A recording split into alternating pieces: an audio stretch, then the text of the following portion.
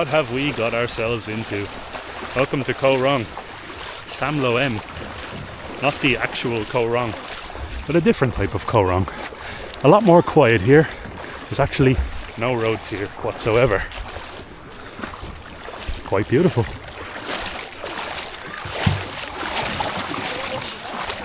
Left heavy.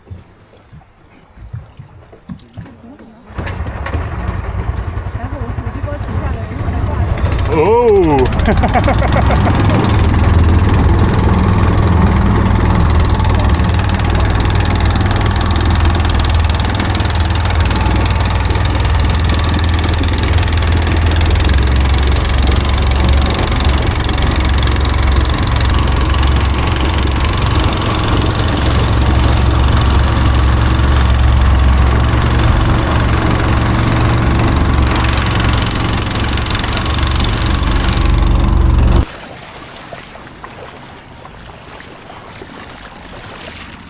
One way to arrive.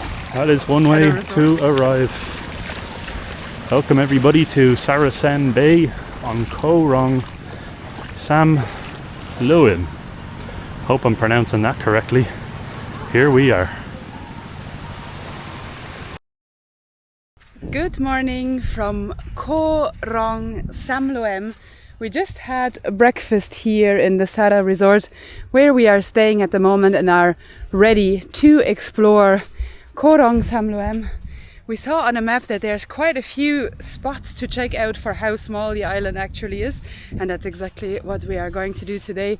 Now, right now you can see the tide is out, which seems to be the thing every single morning. The tide is relatively low here, and then sort of in the evening it goes all the way to kind of here, directly to where the signs are. Sometimes the signs are even standing in the water, so yeah, there's that. And please bear in mind at the moment it's rainy season here in Cambodia, so you can already see the clouds. There's a lot of rain and a lot of sort of thunder in the environment every single day, so yeah. Where we are right now is Saracen Bay, so we're on the east side of the island. The island is facing towards Sihanoukville, which is just over there in the distance. It's kind of covered right now because the sky is not too clear. Sihanoukville is a large casino style town that's basically run by Chinese people. It is in the kind of the southern tip, the southwesterly tip of Cambodia, and we are basically facing towards that direction right now. Saracen Bay is a nice large bay, as you can see, plenty of boats and plenty of things happening in this bay, especially as the water comes in, and there's plenty of vegetation, plenty of growth all around. This particular bay in specific is quite developed in terms of restaurants, bars, cafes, resorts, etc. But it is still quite quiet right now. As it's the low season, there's not many people around at all. Right now it's roughly around 9 a.m. in the morning and no one's really out doing much. It's quite relaxed and the whole environment is very, very enjoyable as well. But we want to bring you kind of across and explore the island itself today and show you a couple of the interesting areas. This is our first time ever being here as well, so we have a lot to check out, and I've heard many mixed things about Koh Rong and the Koh Rong Islands, and in particular Koh Rong Samloem as well, so we're going to explore that today. Now bear in mind that Koh Rong, the main island, is a little bit more of sort of like your backpacker scene, so there's a lot of sort of young people and a lot of party going on. Koh Rong Samloem seems to be the counter opposite of that, so it's very, very quiet on the island. As Luke already said, you have sort of resorts and restaurants and all of that jazz going on this bay, but other than that there is not that much on this island yet. It looks like they're currently building the streets, so yeah, that will tell you where Koh Rong Samloem is at in terms of development. As soon as you basically take any turn away from Saracen Bay in behind where the resorts are, literally in around 30 seconds of walking, you're met with this, quite literally nothing. This here is actually the only paved road that we have come across since we arrived here, and it is quite literally only around 50 to 100 meters long, and it stops just up here, and we'll show you that exactly what that looks like just up here. At the end of this, it's dirt roads, and for the most part it's dirt roads all over this island, which can make it a little bit difficult to traverse. Now, we inquired into booking an ATV, and this is just for transparency, just so you guys are aware. They're charging absolutely insane prices here for an ATV. It's like 50, we got quoted $50 US an hour for an ATV, or around, they said they would do it for $150 or something for 5 hours if we wanted one. That's legitimately wild, just to be able to access something with wheels to get around the island. So I think what we're going to stick to is using our feet, but as you can see, the dirt here is reddish brown, and when it rains, which it's raining every day here, it turns into sort of a sludgy waterfall. Yeah, exactly. We were thinking for like 2 minutes after we inquired about the quad prices, the ATV prices, to get a scooter.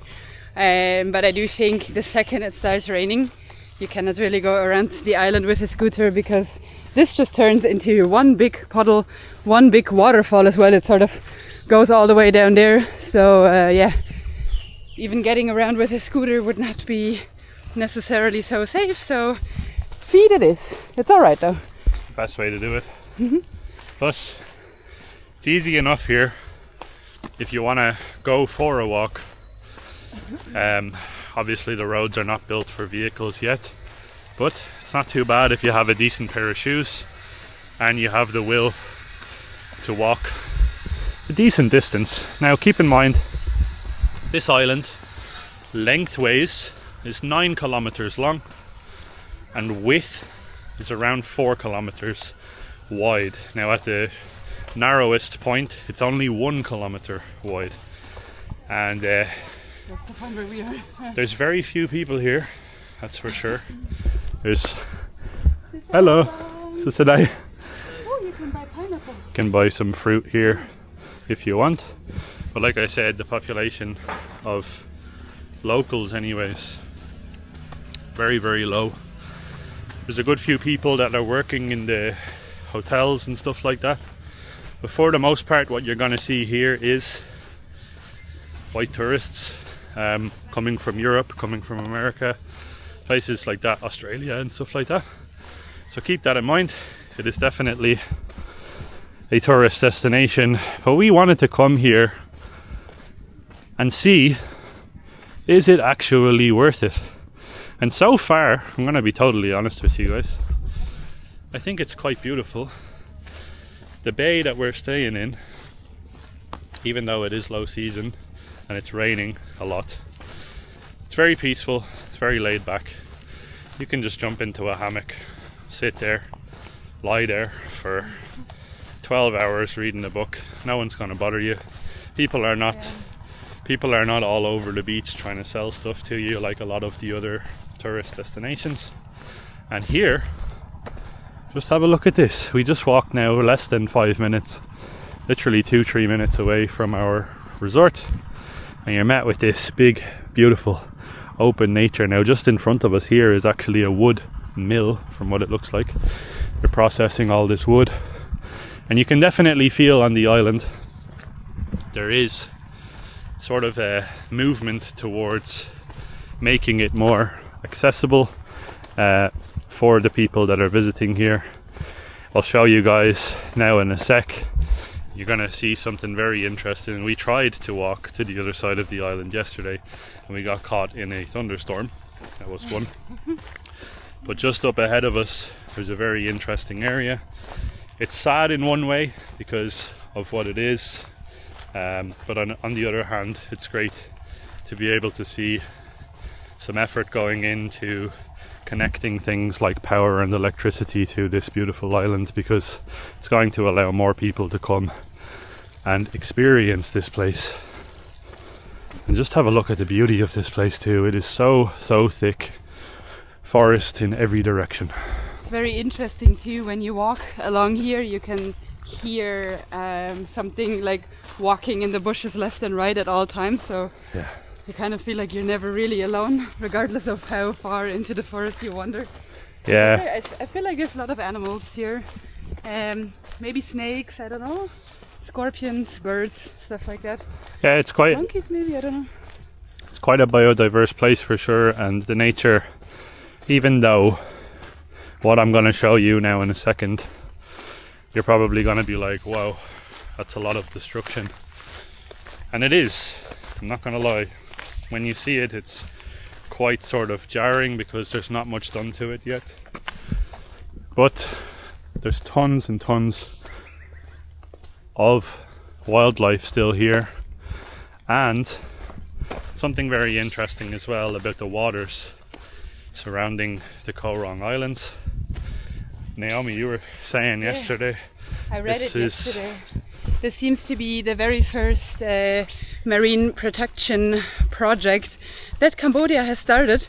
So, and it also seems to have been not that long ago. So this island is now situated in marine protection area, which means that probably in the future there will be a lot more biodiversity coming back to the waters as well.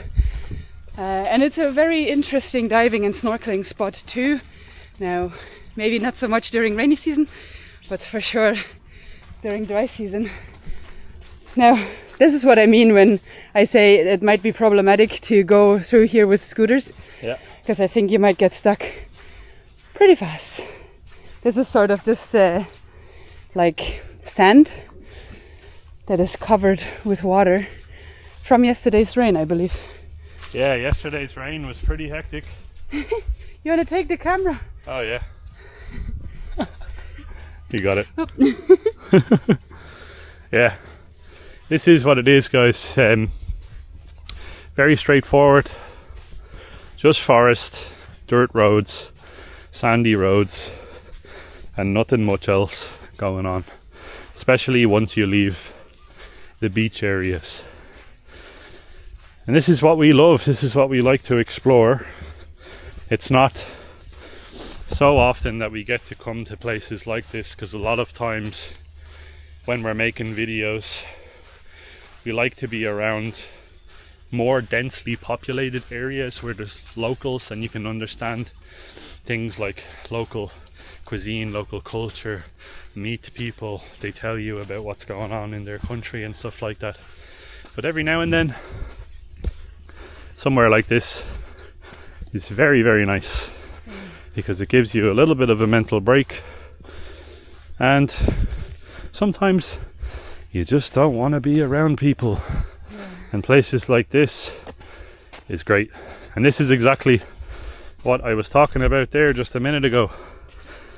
Have a look at this. So what seems to have happened here is they've basically rolled through an entire midsection. So they've went through this whole midsection of the island. It's not too long. I think it stretches for probably around 500 meters this way. They did it they did it in width and also in length. Yeah. Just sort of once, but just because there's no mode of transportation other than boats right now, and I believe they might try and make this island a little bit more accessible for food deliveries, for scooters, for maybe cars, I don't know. Yeah. Which is sad in a way, but also maybe good for the people to profit off of tourism in the future. Yes. This is quite a lot of land, of forest that has unfortunately been destroyed for the sake of tourism, which is quite horrible. But like I said, it's going to generate income for the local people here and for Cambodians that can come here and work, which that is a positive for sure. And it also once things are connected here, is going to incentivize more people to visit. And you can really see that on the left and the right side of the street there's like really thick rainforest, so I do believe that this was the only option sort of to actually build a road. Yeah, 100%. Without something like this, it's very wide. That's the only thing that I'll say, is it's very wide. But without something like this, I don't think that there would have actually been a way of accessing the other parts of the island, unless you were to take a boat. The guy was waving. Unless you were to take a boat, or you picked up a machete and just fucking cut your way through the forest manually, which would probably take you multiple days, because multiple years. She thick. Forest is very, very thick here, and like we said, there's an untold amount of wildlife in those forests too. But anyways, enough jibber jabber. Let's bring you guys towards, we're on our way now to a place called Lazy Beach, but to get to it from where we are, you need to be the opposite of lazy, because we have a long walk ahead of us, but we should be there soon. So let's go. And sweat. To Lazy Beach. And sweat. But it is a beautiful view though. Just over here in the distance is the ocean. I think that's the southern point, southern end of the island, and now we're navigating kind of through the center, and we're going to go over to the left side, or towards the western side, to Lazy Beach. Let's do it.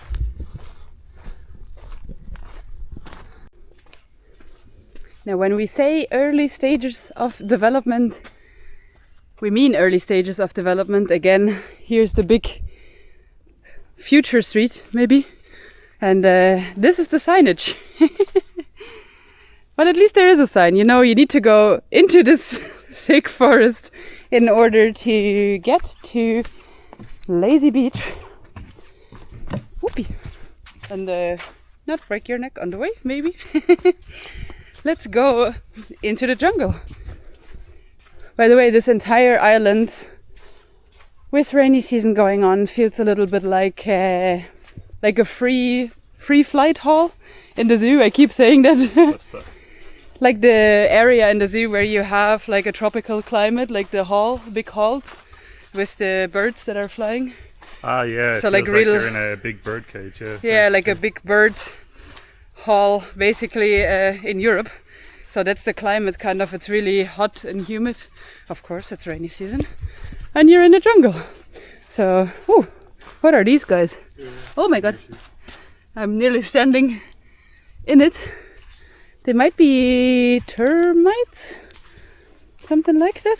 They look like termites. There's tons and tons of the mounds. I'm not sure what you would call them, but all over this island. There you go. There's the whole street. There's so many of them that you can hear them walk. I can hear them walk standing here. Luke has one on his in his shoe, probably. Yeah. So yeah, left and right, here and there you can see the, or maybe over there, you can see the termite houses, basically, the little mounds here. And yeah, so it's probably, oh my god, they're everywhere. They are literally everywhere. I really hope that you can hear them. Oh my god, it's so strange to hear them walk, I don't know. They all of a sudden became personalities. They're also the size of personalities. Yeah, so this is the street that we have to walk down, street and pass sand through the jungle. It's really nice though because of how thick it is. Now maybe I saw a lot of other tourists wearing flip-flops on these types of streets. I wouldn't recommend you guys to wear flip-flops. Maybe just bring some trainers in case you are here, because you do not want to have a foot full of termites. Yeah, there is snakes, 100% snakes, and a lot of different things that you definitely don't want to have flip-flops on while you're walking. Also, the whole street that we were just on, the whole street that was sort of cut through the forest, it's 90% of it is like sharp stones, so keep that in mind as well. And something that's very much worth touching on is there's absolutely no signal here. So have a look here. Completely dead. So in terms of 4G, in terms of 3G, 2G, any G, there's nothing. So keep that in mind too. The only way that you're going to be able to have a connection at all here is dependent on the Wi-Fi, which you're gonna have to research a little bit about first, because different hotels and different hostels, depending on where you stay, will have Wi-Fi or they won't have Wi-Fi. Now have a look at this. So seems to be blocked off. So this is the path that we're trying to follow down at the moment, and it looks like a tree or something has actually sort of caved in the way of where you're supposed to go, but I think that we can probably cut in around it. But yesterday there was incredibly heavy rain and plenty of thunder and lightning as well, and lightning is always going to hit the thing that's tallest. So I guess we just have to make our way into the jungle a bit. Just and a little reroute though, it's okay. Navigate ourselves around. Just have a listen to how beautiful and quiet this is here.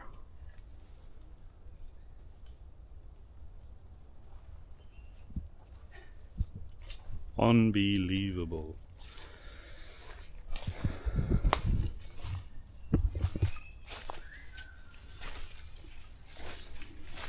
That's the tree that came down.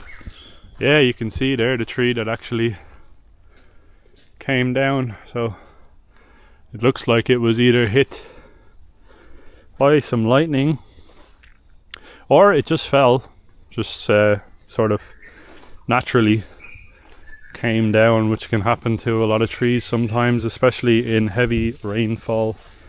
The tree that might be not so strong will just snap and fall over. Wow, what a beautiful walk, what a beautiful trek that we're going on here. Very, very serene everywhere, and like I said, this is exactly what Naomi and we needed every now and then. Because not too long ago we were in gigantic cities, places like China, Bangkok in Thailand. We love Bangkok, it's a massive city, we love that city so much, but wow, the traffic and the sheer volume of people just messes with your head sometimes. But here, nothing but peace and quiet. I don't think there even is a car on this island. No, I don't think there's any cars at all on this island whatsoever. Yet. I'm sure they, possibly because of how wide this road is, they might be planning to give access to cars, which would be a major letdown if that happened, to be honest, as I can't imagine having this and then having traffic and cars driving around here. It would do nothing but mess up this place, to be honest. I'm hoping for as long as possible that this will remain the way it is, to be honest. Kind of crazy to think as well that every single island that we've probably ever been on that has cars at some stage looked like this, and somebody decided to build a street and probably eradicate a good bit of the local diversity. Unfortunately, I never thought of it like that, because obviously you never see this happening unless you go to the really, really early stage development type of places. Oh my god, it's again, we're walking through mud. Yeah, it's still wet. Everything is like really soft and wet underneath our feet. I can hear the ocean, so I suppose Lazy Beach might be there. Probably. Somewhere in this direction, but I no longer see signs, so we're gonna just have to follow our ears and see where we end up. Follow your instincts. Yeah. We are very, very close to Lazy Beach now. I believe Lazy Beach might just be down there. But here you can also see some little huts which don't really seem to be occupied. I'm not really sure. Maybe there's some sort of guest accommodation as well. But they look like they might not have been used in an extensive amount of time. No? Yeah. They're definitely not being used. They're just kind of sitting there. This is a very beautiful looking beach. Wow. Ooh, and on this side the beach is even red sand, like darker sand. On our side the beach is like very, very white. And we were wondering if that's maybe put there by human hands. This seems to be the normal color of the beach. Oh, nice, there are some people too. Not many though. I can see 3 people from here. Check this out. There's like a building over here in the distance. Maybe some cafe in the corner there. This is beautiful. There's like nearly no development on this side either. You saw the huts and the 2 little houses here. That seems to be it. It's very beautiful. Yeah, this is a very, very stunning location for sure. I don't think I've ever seen. Wow. Yeah, I'm totally speechless to be honest. Over here is quite literally nothing. There's no development whatsoever. It is just pure, raw, unadulterated beach. This would then probably be the weather side of the island as well, right? Yeah, west side. If there's bad weather coming in, it would probably hit from here. 100%. So the water here even is much more active, much more waves than it was in Saracen Bay where we just were. But well, I have to say this beach is a lot more beautiful than where we just were as well. It stretches for quite a bit down there and there seems to be some kind of cottages down at the end, like a white cottage or so that's facing over. Yeah. Other than that, you have like 1 or 2 wooden cottages here and then basically nothing for the rest of the stretch. And we still have no network coverage here at all, and very, very dense rainforest cascading off in the distance. This is absolutely gorgeous. I'm really wondering as well if that pier there in the distance is usable or not. Yeah, it seems to be obviously quite shallow and... Oh, it might be. That might be why there's not much development on this side. If the pier isn't usable, the ferry is not going to stop here, and then it's kind of difficult to develop this side, obviously, which is good. Oh yeah, absolutely. Yeah, this place is very surreal, very beautiful. There's dragonflies flying through the air. There's not much going on. There's not even a restaurant or a cafe or anything like that here. It's just beach, nature, beautiful.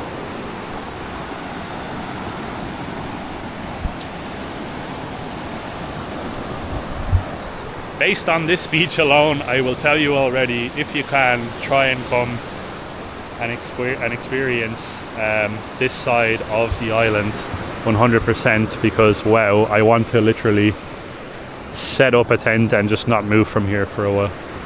Sounds like a plan.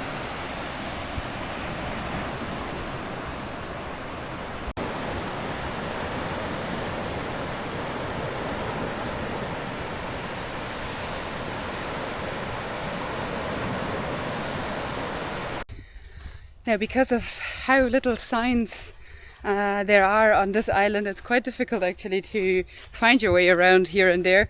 We found a little map where it says down here that there's apparently a viewpoint and some stone carvings just close to Lazy Beach, but there's no signs saying this way to go to the viewpoint. So we are just walking down this way, which seems to lead into a lake. No, just joking. Again, it rained so much last night, so it's just kind of flooded here. But it's very interesting to be in this part of the island, because as you see, a lot of the trees here really look sort of Jurassic Park-esque, if you will. It's really kind of, it does really seem to be thick jungle, and then some people sort of built a few little houses in between, which is super nice.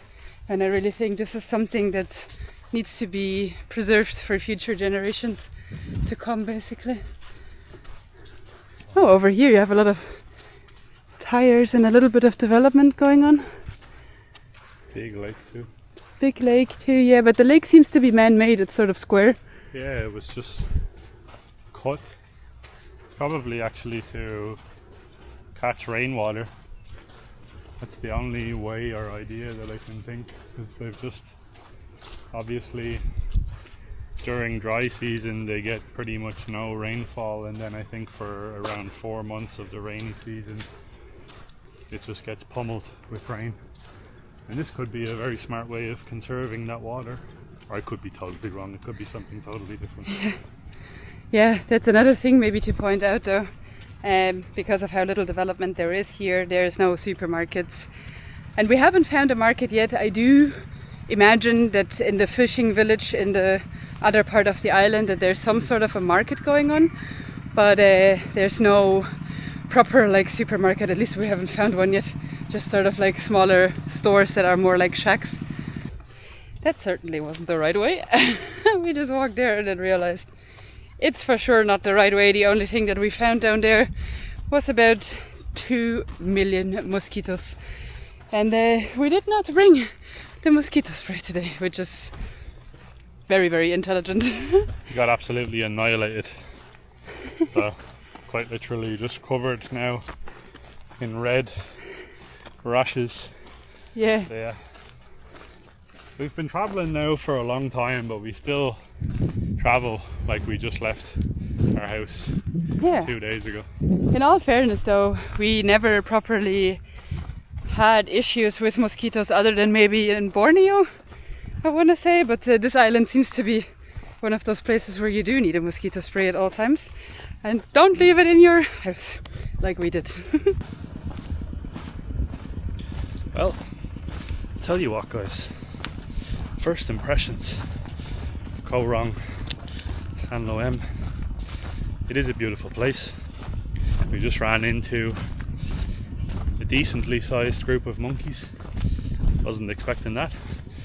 In terms of development, this here obviously is quite sad, because we just saw that group of monkeys that were making their way from one side of the forest to the other side of the forest, and typically obviously they would be just jumping between the trees, and it would be a lot better of an environment if this was not here.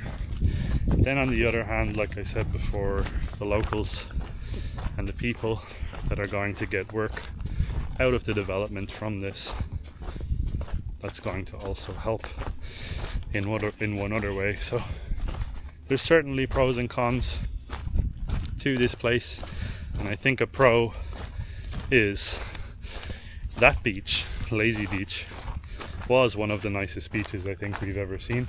100%. Very natural and very much left be. The side that we're staying on in Saracen Bay is quite a bit more focused on resorts and things like that, which if you're into that sort of life, definitely come and check it out. But I think the next time that we come here, we're gonna try and stay on the opposite side. Yeah, totally. It also seems like, remember I said that some of the huts seemed to be a little bit abandoned. On the other side of the beach there were some huts that were actually inhabited, so you can book yourself into Lazy Beach. I'm not sure what that area is called or what the accommodation is called, but you can book yourself in there if you're maybe looking onto Google Maps or something like that. And yeah, it was kind of a little bit odd, a little bit sad to see all of the monkeys on the floor. Now, I'm personally a type of person, I don't enjoy making contact with monkeys, and I usually prefer them like to be in the trees and to see them from a distance and not so up close if possible.